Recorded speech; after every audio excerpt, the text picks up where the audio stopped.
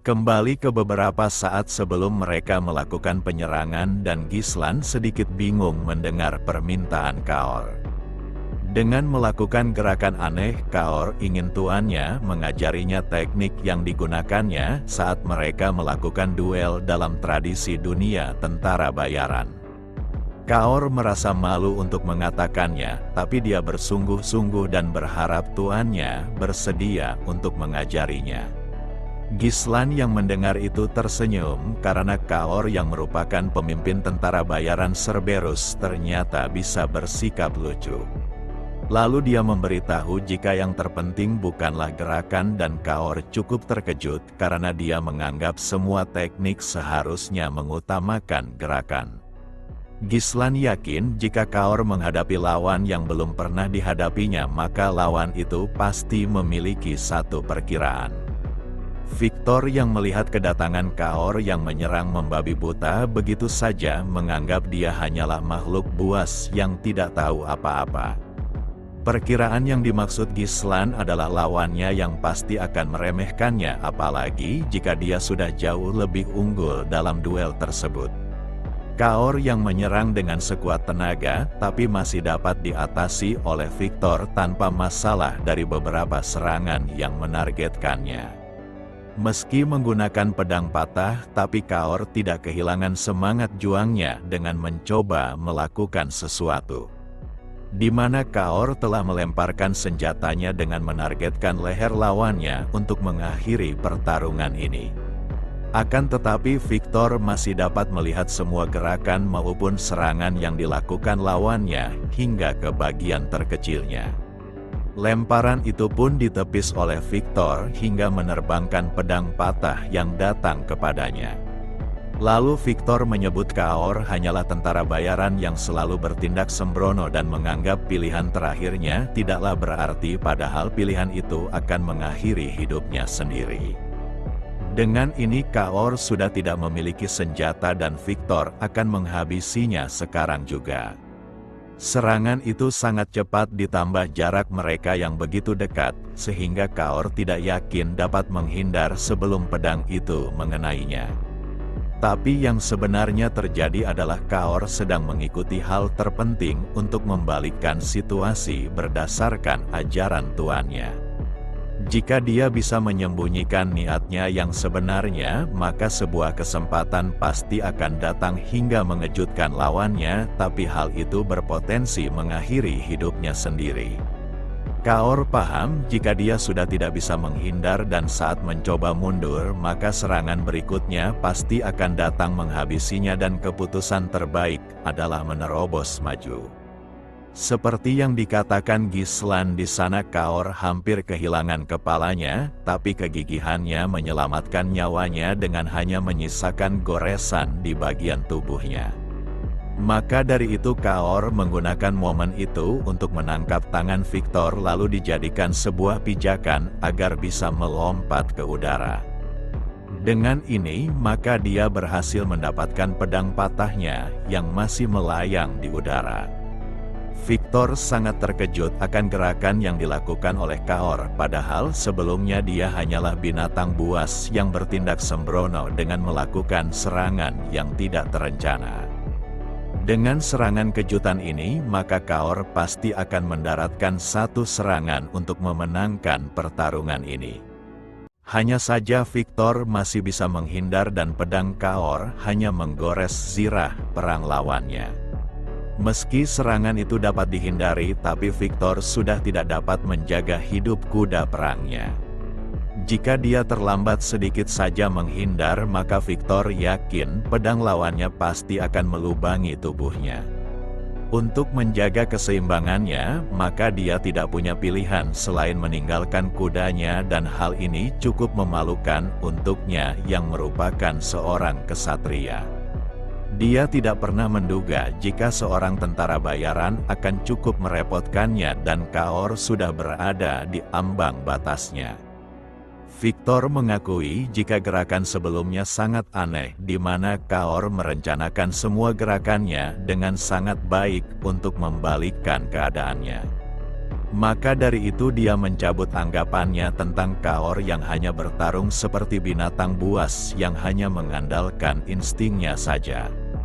Di sana Kaor masih menatap dengan penuh amarah tanpa adanya rasa ingin menyerah. Menurut Victor, di dalam pertarungan terkadang seseorang akan melewati batasannya saat dalam situasi hidup dan mati. Tapi semua usaha itu percuma karena alasan dari kekalahannya ini hanya satu, di mana Kaor telah salah memilih lawannya. Untuk menghormatinya, maka Victor ingin mendengar kata-kata terakhirnya sebelum dia menghabisinya. Siapa sangka jika Kaor malah mengatakan hal yang mengejutkan lawannya, di mana dia memprovokasinya dengan menanyakan apakah hanya ini kemampuan seorang kesatria yang sudah terlatih dengan benar. Meski dia menjalani hidup sebagai tentara bayaran yang bertambah kuat dengan pengalaman tempur layaknya binatang buas, tapi dia mampu mengenai sosok Victor yang terlalu membanggakan dirinya. Victor tak menyangka jika seorang tentara bayaran rendahan yang berada di ujung tanduk masih berani menghinanya, padahal dia berharap Kaor akan memohon ampun padanya, tapi siapa sangka dia memilih mati tanpa mengemis untuk hidupnya sendiri. Di saat yang sama Victor dikejutkan dengan sebuah serangan yang mengarah kepadanya dari atas kepalanya.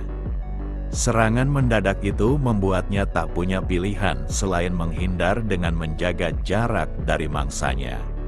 Siapa sangka sosok yang melakukan serangan itu adalah Belinda dengan tubuhnya yang sudah berada di udara. Kemudian dia melemparkan sebuah benda ke tempat mereka berdua. Namun lemparan itu bukanlah serangan yang ditujukan kepada Victor, melainkan jangkar untuk mengaitkannya ke baju Kaor yang sudah tidak berdaya. Dengan ini maka Belinda segera menarik mundur tubuh Kaor diiringi kuda yang sudah siap membawanya kabur. Victor tidak memungkiri jika tentara bayaran rendahan itu telah mengenainya, dan jika dia tidak memakai zirah maka dirinya pasti sudah terluka. Tapi saat dia sudah diambang batas, maka seorang wanita datang menyelamatkannya, seakan semuanya sudah terencana, dan ini menunjukkan jika Kaor tidaklah mempertaruhkan nyawanya untuk serangan terakhirnya. Maka dari itu Victor mulai memikirkan tentang hal apa yang sedang dipertaruhkan Kaor hingga dia hampir kehilangan nyawanya. Sekarang kuda perangnya juga telah ditumbangkan, dan awalnya Victor menduga jika hal itu hanya kebetulan. Tapi nyatanya Kaor selalu saja menghalanginya dengan tidak memberinya kesempatan untuk pergi. Lalu Victor menolehkan pandangannya dan dia menyadari jika terdapat sesuatu yang ganjal di belakang gerbang utama. Seperti yang dipikirkan oleh Victor, di sana Vanessa telah selesai melakukan proses mengumpulkan mana. Vanessa takkan membiarkan para pasukan musuh masuk lebih dalam, karena dia ada di sini untuk menyelesaikan tugas yang sudah diberikan tuan muda yang sangat mempercayainya. Sekarang mata Victor terbuka lebar, karena dia ingin mencegah pasukannya, tapi bertindak sekarang sudah terlambat. Pada saat gerbang utama diterobos, maka Vanessa hanya perlu membalikkan keadaan dengan melepaskan kekuatan sihirnya. Namun Vanessa yang mendengar itu bahkan meragukan kemampuannya sendiri. Tapi Gislan tidak berpikiran demikian karena dia tahu jika Vanessa mampu melakukannya, bahkan dia sangat yakin dalam waktu dekat ini Vanessa akan menjadi penyihir terhebat. Sekarang Vanessa dihadapkan pada ratusan pasukan musuh, dan dia harus segera melancarkan serangan sihirnya.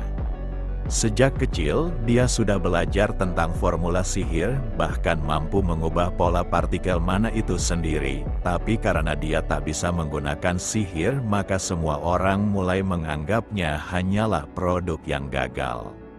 Maka dari itu Vanessa akan membuktikan jika semua usahanya selama ini tidaklah percuma, karena dia sudah menjadi kekuatan sihir untuk tuannya. Sekarang Vanessa sudah menggunakan mana yang telah diserapnya untuk menciptakan serangan sihir api dengan skala yang sangat besar.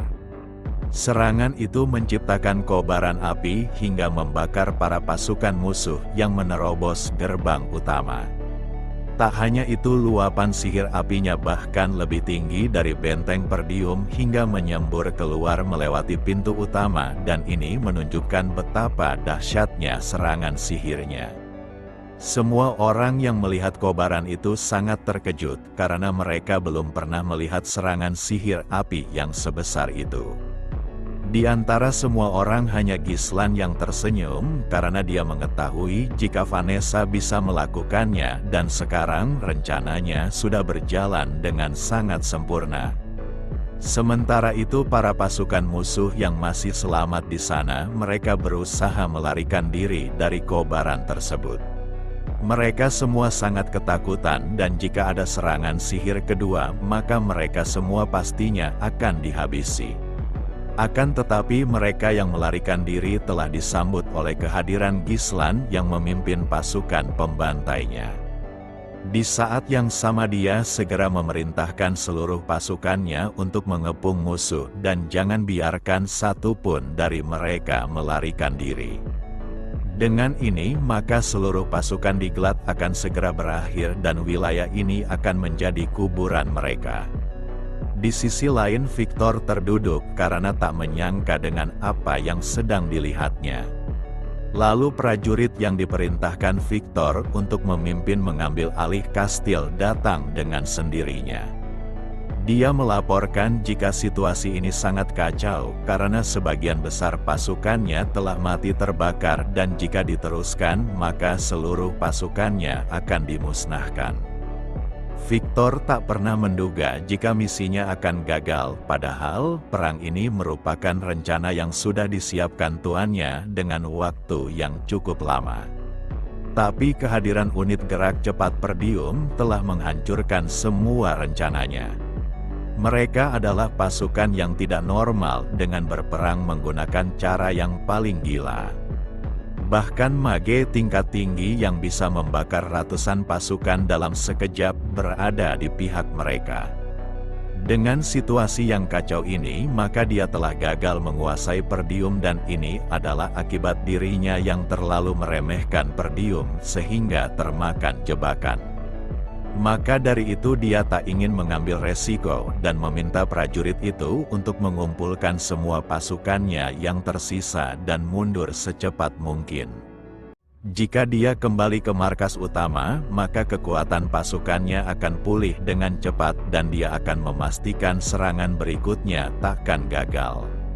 Lalu dia meminta prajuritnya untuk memanggil Adon, karena dia akan menyelesaikan perang ini sekarang juga.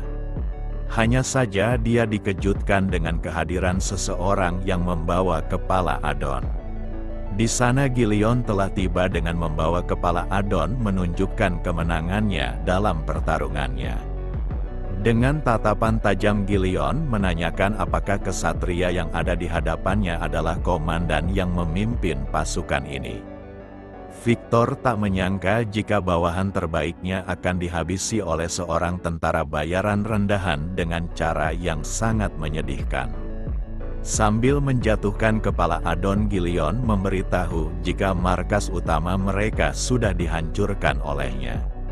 Maka dari itu dia menyarankan Victor agar segera menyerah karena dia akan memberikan kematiannya dengan cara yang sangat terhormat.